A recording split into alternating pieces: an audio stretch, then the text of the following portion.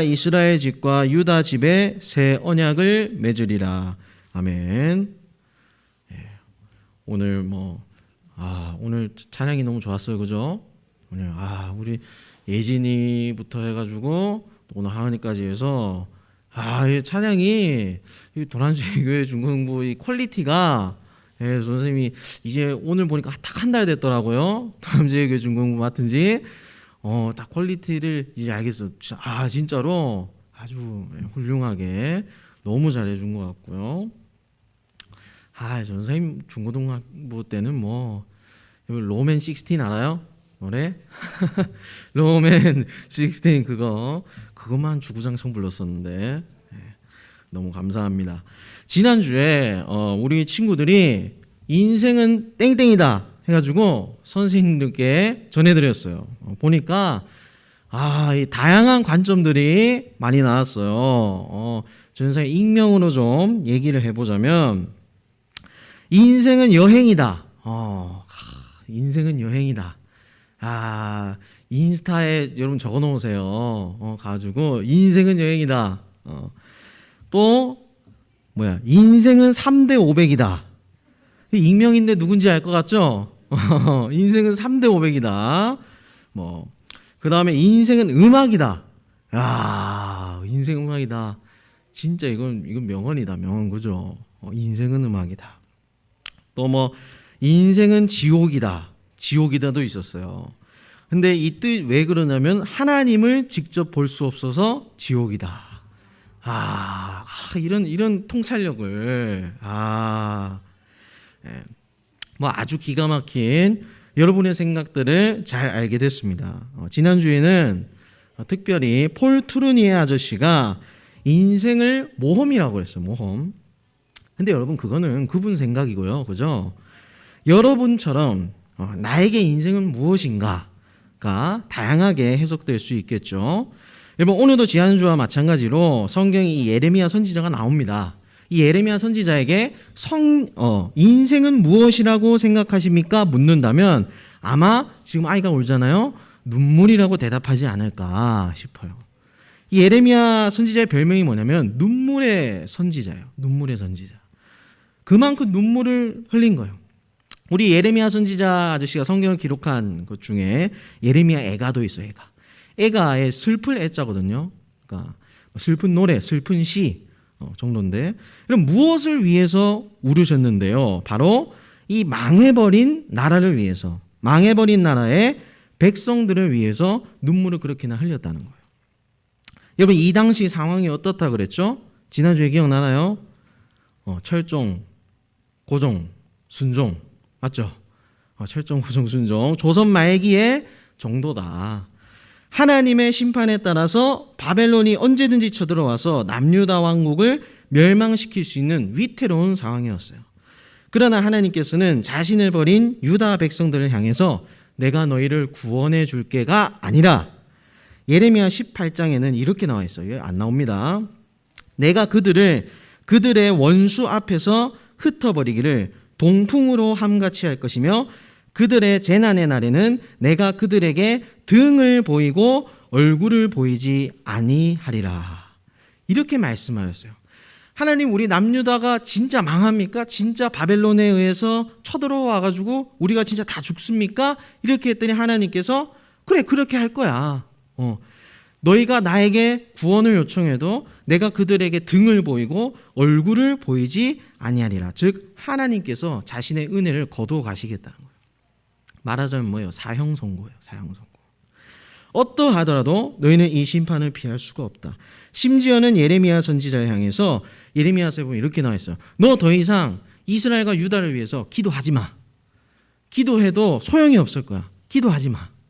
여러분 우리는 이렇게 생각하죠. 아니 하나님 인간이 얼마나 연약한데 하나님 그냥 한 번 좀 봐주시고 또 한 번 봐주시고 용서해 주세요. 사랑의 하나님이잖아요. 이렇게 생각할 수 있어요. 근데 하지만 여러분 하나님은 사랑의 하나님이신 동시에 거룩하신 하나님이에요. 또 공의의 하나님이세요. 죄와는 타협이 불가하세요. 먼저 죄라는 문제가 해결이 돼야 되는 거예요. 여러분 우리 죄를 많이 지으신 우리 번제자 분들이 계시잖아요. 이분들이 자기의 죄를 뉘우친다고 해서 처벌을 안 받는 거는 아니죠. 법에 따라서 처벌은 받아야 돼요. 죄에 따라서 법적인 대가를 치르긴 해야 돼요. 그래서 하나님께서 그 대가를 다 치르는 시기가 다 지난 후에 본문 31절에 이런 약속을 하시겠다고 말씀하세요. 31절에 여호와의 말씀이니라 보라 날이 이르니니 내가 이스라엘 집과 유다 집에 새 언약을 맺으리라. 새 약속을 맺으리라. 다시 새로운 약속을 맺겠다고 하신 거예요.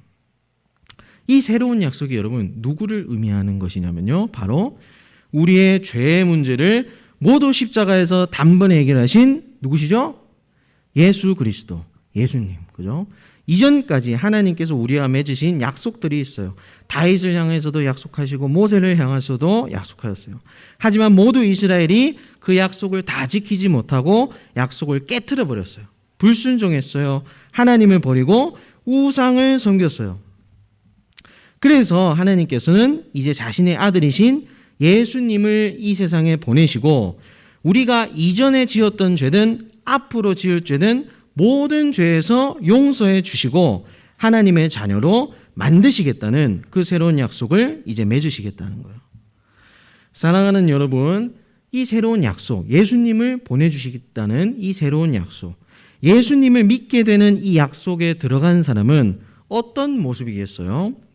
여러분 오늘 말씀 다 봤잖아요. 여러분 오늘 본문 사실요 읽을 때 우리 아까 본문 읽을 때 어떻게 읽었어요? 그들이 와서 시온의 높은 곳에서 찬송하며 여호와 이렇게 읽었잖아요. 사실은 이렇게 읽으면 안 돼요. 그들이 와서 높은 곳에서 찬송하며 이렇게 읽어야 돼요. 왜냐하면 굉장히 기쁘고 행복한 성경 말씀이거든요. 예수님을 믿게 되는 이 새로운 약속에 들어가는 사람은 어떤 모습이냐? 12절에 이렇게 나와 있어요. 그들이 와서 시온의 높은 곳에서 찬송하며 여호와의 복 곧 곡식과 새 포도주와 기름과 어린 양의 때와 소의 때를 얻고 크게 기뻐하리라. 예수님을 만난 우리는 결국 어떻게 된다고요? 크게 기뻐하게 된다. 죄의 문제가 해결이 되고 천국을 물려받을 사람들이 다 됐기 때문에 완전히 기뻐할 수 있는 거예요. 특히 여기서 여러분 곡식이랑 포도주랑 기름은요 구약 성경에서 자주 사용되는 한 묶음이에요. 이거는 성령 하나님을 의미해요. 성령 하나님께서 내 안에서 사시면서 예수님으로 기뻐하는 마음을 주시는 거예요. 또 어떻게 나와 있어요? 어린 양의 때와 소의 때를 얻고 크게 기뻐하리라. 그 심령은 물된 동상 같겠고 다시는 근심이 없으리로다 할지어다. 그 마음이 마치 뭐와 같대요? 물된 동상 같겠다. 찬양도 있잖아요. 근심이 없을 것이다. 예수님 한 분으로 만족하고 기뻐하는 이 천국에서 사는 모습이 우리 가운데 들어오니까 우리의 마음이 더 이상 방황할 필요가 없는 거예요. 공허할 필요가 없는 거예요. 내 인생이 앞으로 어떻게 되지? 내가 인생을 어떻게 살아야 되지? 답은 우리한테 이미 나와 있는 거예요. 공허할 필요가 없는 거예요. 해결이 된 거예요. 물을 댄 동산, 마치 에덴 동산과 같이 항상 물이 흐르는 그 풍성함이 우리 마음에 있을 수 있는 거예요. 13절에 이렇게 나와 있어. 그때 처녀는 춤추며 즐거워하겠고 청년과 노인은 함께 즐거워하리니 내가 그들의 슬픔을 돌려서 즐겁게 하며 그들을 위로하여 그들의 근심으로부터 기쁨을 얻게 할 것임이라. 여러분 이거 어디서 많이 본 것 같지 않아요? 얼마 전에 여러분 기억이 날지 모르겠지만 요엘서 말씀에서 그죠? 자녀들은 예언할 것이요. 청년들은 그 전생 노래 불렀잖아요. 그렇죠? 이도 비슷해요. 젊은 여자들은 춤추며 즐거워하겠고 청년과 노인은 함께 즐거워하리니. 예수님이 이 땅에 오셔서 우리를 구원하시니까 내가 하나님의 자녀가 되었구나 즐거움이 막 찾아오는 거예요. 그래서 우리의 삶이 피곤하고 지치고 병들고 아프고 슬픔이 있어도 하나님께서 결국 어떻게 하세요? 슬픔을 돌려서 즐겁게 하며 그들을 위로하여 그들의 근심으로부터 결국 기쁨을 얻게 하신다. 슬픔을 뭐로 바꿔주신다고요? 예수님을 통한 즐거움으로요. 근심 걱정에서 뭐로 바꿔주신다고요? 예수님을 통한 기쁨으로 바꿔주시겠다. 사랑하는 여러분, 이렇게 하나님께서 이스라엘 또 유다를 향하셔서 예수님이라는 새로운 약속을 하시겠대요. 여러분, 이스라엘 망했어요. 유다도 망했어요. 결국엔 다 포로로 끌려가요. 역사적으로 볼 땐 분명히 망한 거예요. 예배를 드리던 성전도 다 무너졌어요. 많은 사람들이 죽었어요. 하나님의 계획과 또 하나님의 자녀들이 실패하고 망한 것처럼 보여요. 그러나 여러분, 그대로 끝난 게임이에요? 끝나지는 않았다는 거예요. 그렇지 않다는 거예요. 하나님은 이제 새로운 약속이신 예수님을 이 세상에 인간의 몸으로 보내셨고 십자가에 결국 달려서 돌아가셨어요. 죄의 문제가 해결됐어요. 결국 예수님의 이름을 믿는 모든 사람이 죄에서 용서를 받고 구원을 받게 됐어요. 그렇기 때문에 하나님의 자녀는 절대 망하지 않아요. 넘어질 수는 있어도 절대 망하는 법은 없어요. 이스라엘과 유다 왕국이 멸망하고 포로로 끌려가는 신세가 되었지만 상관없어요. 먼 훗날 그들에게 정말로 예수님을 보내주셨고 또 오늘 우리에게까지 예수님을 믿게 하셔서 슬퍼하고 근심 걱정하던 우리에게 다시 기쁨과 즐거움을 주시기를 원한다는 사실이에요. 여러분, 그렇다면 우리가 예수님을 진정으로 사랑하고 그분이 내 삶을 구원하시는 분이심을 믿는다면 오늘 달란트 시장과 떡볶이 데이를 예수님 안에서 즐거워해야 됩니까? 즐거워하지 않아야 됩니까? 즐거워해야 됩니다. 기뻐해야 됩니까? 말아야 됩니까? 기뻐해야 됩니다. 전사님이요, 지난주에 9과목을 시험 봤거든요. 5과목을 망쳤어요. 지금 학교를 졸업할 수 있을지.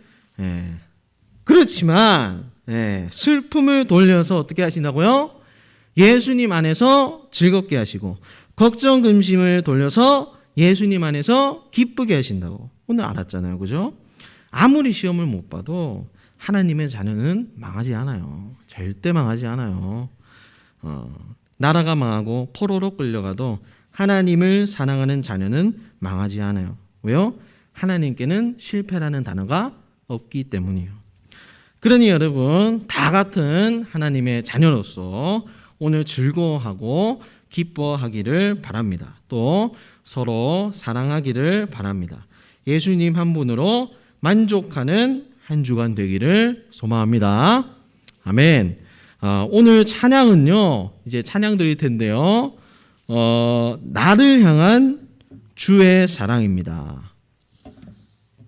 나를 향한 주의 사랑 함께 찬양하고 기도하겠습니다. 나를 향한